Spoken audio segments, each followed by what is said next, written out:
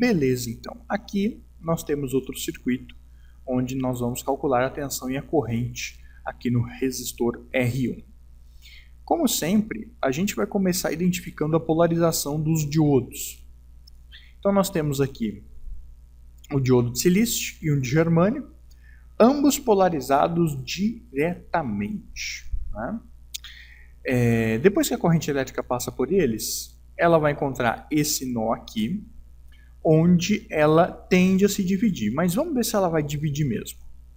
Quando a corrente chega no nó e ela passa para o resistor R1, ela sai do resistor R1 e volta para a fonte. Então significa que eu tenho uma corrente aqui circulando pelo diodo de silício, de germânio pelo R1 e voltando para a fonte, tá? Já não seria o caso se, por exemplo, eu tivesse aqui um diodo polarizado reversamente. Aí eu já não teria corrente nenhuma no circuito. Mas não temos esse diodo, então nós vamos ter ali essa corrente.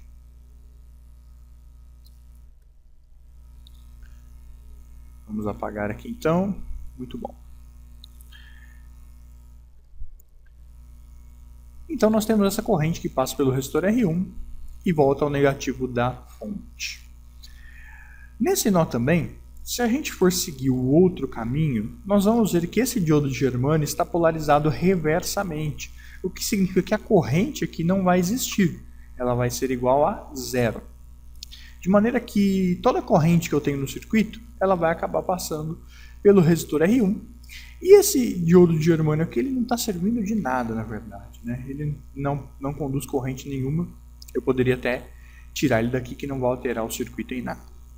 Então, olha só, o diodo de silício está polarizado diretamente, então a queda de tensão nele será de 0,7 volts. O de germânio, também polarizado diretamente, a tensão direta nele vai ser de 0,3 volts. De modo que, qual vai ser a tensão que vai sobrar para o resistor R1?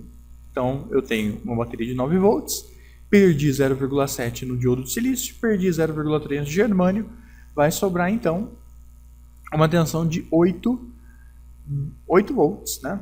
Isso mesmo, 8 volts certinho, arredondado. E essa tensão aqui no resistor R1 também vai ser a tensão aqui no diodo de germânio, porque eles estão em paralelo, logo a tensão nos dois será a mesma. E agora é só calcular essa corrente aqui, né? Eu tenho a tensão no resistor, tenho a resistência, calculo a corrente. Então a corrente no resistor R1 vai ser 8 volts dividido por 100 ohms, que vai dar aí 80 miliamperes. Então essa corrente aqui que desce para o resistor R1, o valor dela é de 80 miliamperes. Ok? Vamos então aí para o próximo circuito. Muito bem. Vamos analisar então, nós temos um diodo aqui que, pelo visto, está polarizado diretamente e eu não tenho nenhum diodo barrando a corrente. Então eu sei que aqui passa uma corrente, que eu não sei o valor dela, né? Pelo menos não ainda. Mas eu sei que como passa corrente nesse diodo, a queda de tensão nele, por ele ser de silício, é de 0,7 volts. De modo que, como esse diodo aqui ele está em paralelo com o resistor R2, a tensão tem que ser a mesma entre eles. Então, se no diodo eu tenho 0,7 volts, aqui nesse resistor eu vou ter 0,7 volts, e no resistor R1 eu vou ter uma queda de tensão de 8,3 volts. Então, já achamos aí as tensões de todo mundo. Agora vamos calcular as correntes. Vamos calcular a corrente aqui desse resistor de 100 ohms, né, que é o R2. Então, a corrente no resistor 2 vai ser igual a tensão, 0,7 dividido pela resistência, por 100. O que vai dar aí, se vocês jogarem na calculadora, vai dar uma corrente de 7 miliamperes. Então, a corrente aqui, ela tem o valor de 7 miliamperes. E aqui, pessoal, aqui a gente também tem a tensão e tem a resistência. Vamos calcular a corrente no resistor R1. Vai ser 8,3 volts dividido por 100 ohms, que vai dar uma corrente de 83 miliamperes. Então, a corrente aqui essa corrente que passa por esse resistor, que desce aqui, ela tem o valor de 83 mA. Tranquilo, pessoal. Calculamos a tensão e a corrente em todos os resistores. Lembrando aqui que esse resistor ficou com a mesma tensão do diodo, porque o diodo está polarizado diretamente e a gente sabe que paralela a tensão é a mesma. Se eu quiser calcular a corrente nesse diodo aqui, pessoal, é barbada. Aí eu vou ter que usar a primeira lei de Kirchhoff. Ou seja, eu sei que daqui, aqui, na carga R1, está vindo 83 mA. Né? Daqui de cima, vem parte desse 83, vem 7 mA, vem por aqui por cima. Então, quanto que vem por aqui? É só fazer a conta, 83 mA menos 7, nós vamos chegar à conclusão de que aqui nós temos uma corrente de 76 mA. Então, essa corrente 76 se une com a corrente de 7, juntas formam 83 mA. Ok? Então, é isso aí. Vamos aqui, mais um circuito. Tranquilo, né, gente? Olha só que moleza. Aqui o diodo é ideal, de maneira que ele está polarizado diretamente, então a queda de tensão nele, no diodo ideal, é 0 volts. Se a queda de tensão ali é 0, todos os 12 volts da fonte vai ficar no resistor R1. Para eu calcular então a corrente, 12 volts dividido por 100 ohms, eu vou chegar à conclusão de que é uma corrente de 120 mA. Muito fácil isso aqui, né?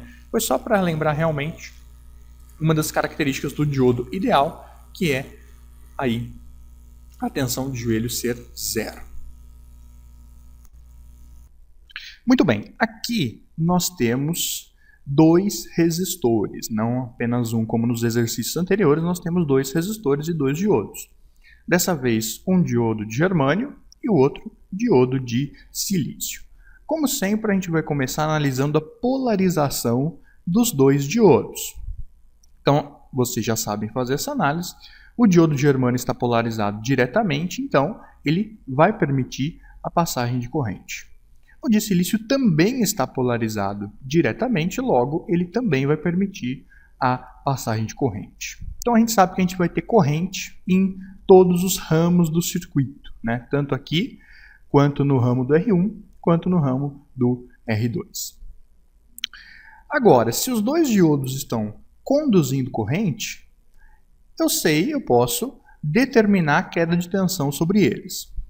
Esse primeiro diodo, como ele é de germânio, a queda de tensão, a tensão que vai ficar nele, que é a tensão de joelho, vai ser de 0,3 volts. É a tensão que vai ficar no diodo de germânio para que ele consiga conduzir a corrente elétrica. E aqui no de silício, a tensão que vai ficar sobre ele vai ser de 0,7 volts, como vocês já sabem. Muito bem, definidas as 2 tensões, nos diodos, eu quero saber agora a tensão e a corrente nos resistores. Então, para a gente descobrir a tensão nos resistores, a gente vai ter que analisar o circuito. Então, olha só, aqui a gente tem a bateria de 12 volts, e eu sei que dos 12 volts da bateria, 0,3 ficaram aqui no diodo de germânio. Segundo a segunda lei de Kirchhoff, a lei das malhas, né, a soma das tensões em uma malha fechada tem que dar 0. Então, se de 12 volts, 0,3 ficou no diodo de germânio, quanto que vai sobrar de tensão para ficar no resistor R1 de 100 ohms? É muito fácil, né, gente? Se de 12, 0,3 ficou no diodo, vai sobrar, então, exatamente 11,7 volts no diodo R1. Essa é a tensão no diodo R1. Tá? E qual vai ser a corrente que vai passar aqui, pessoal? A lei de Ohm, né? Muito fácil, porque se eu tenho a tensão no resistor e se eu sei a resistência do resistor, eu calculo a corrente no resistor.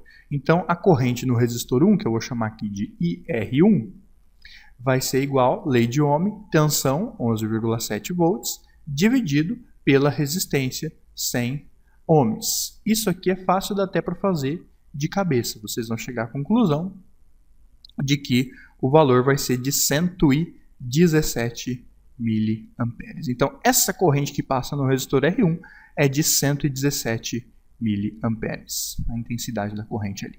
Tá? E agora vamos analisar a outra malha aqui, a do diodo de silício e o resistor R2. Então, muito bem.